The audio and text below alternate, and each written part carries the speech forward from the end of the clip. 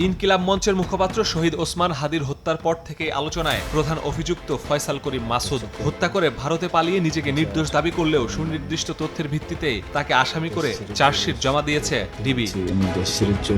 হাদি হত্যায় ফয়সালের নাম আসার পর থেকে তার ও তার পরিবারের সদস্যদের ব্যাংক হিসাবের খোঁজে নামে সিআইডি। 53টি ব্যাংক হিসাবে 127 কোটি টাকার অস্বাভাবিক লেনদেনের তথ্যের পর তার সব হিসাব আদালতের নির্দেশে অবরুদ্ধ করে সিআইডি। একই সঙ্গে এসব ব্যাংকে থাকা 65.5 লাখ টাকা বাজেয়াপ্ত করেছে সংস্থাটি।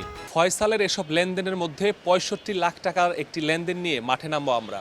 খুঁজে বের করার চেষ্টা করব হাদিকে হত্যার ঠিক 1 মাস আগে কেন ফয়সাল 65 লাখ টাকার এই সঞ্চয়পত্র কিনেছিল স্ত্রীর নামে।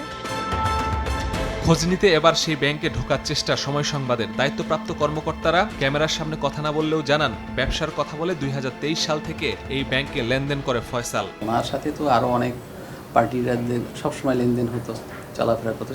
কখনো তো আমাদের কাছে মনেই হয় না যে এই ব্যক্তি ব্যাপার এরকম একটা অভিযোগ উঠতে পারে।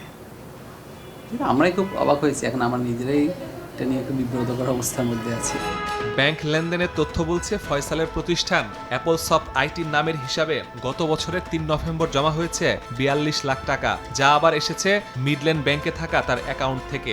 সেই টাকা একজন পাঠিয়েছিল পে অর্ডারের মাধ্যমে। পরে 4 নভেম্বর অ্যাপলসফট আইটির হিসাব থেকে 65 লাখ টাকা দিয়ে স্ত্রী সামিয়ার নামে সঞ্চয়পত্র কেনে ফয়সাল। ফাইন্যান্সিয়াল ক্রাইম ইউনিট যে মূল শুটার, তার অ্যাকাউন্টে অস্বাভাবিক লেনদেনের অস্তিত্ব পায় এবং এর প্রেক্ষিতে আমাদের যে টিম কাজ করে তারা follow the flow of money, তারা এই প্রিন্সিপাল মেনটেন করে দেখতে পায় তার স্ত্রীর অ্যাকাউন্টে বেশ বড় রকমের টাকা লেনদেন হয়েছে ইমিডিয়েট আগে এই ঘটনার। তো সেই টাকা সিআইডির আবেদনের প্রেক্ষিতে বিজ্ঞ আদালত ফ্রিজ করে।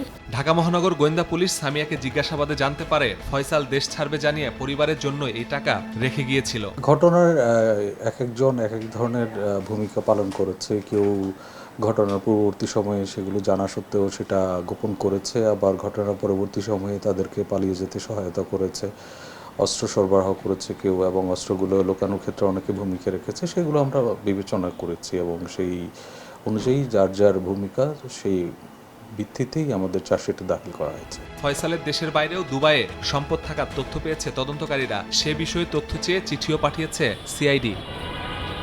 মাসুদুর রহমান, সময় সংবাদ, ঢাকা।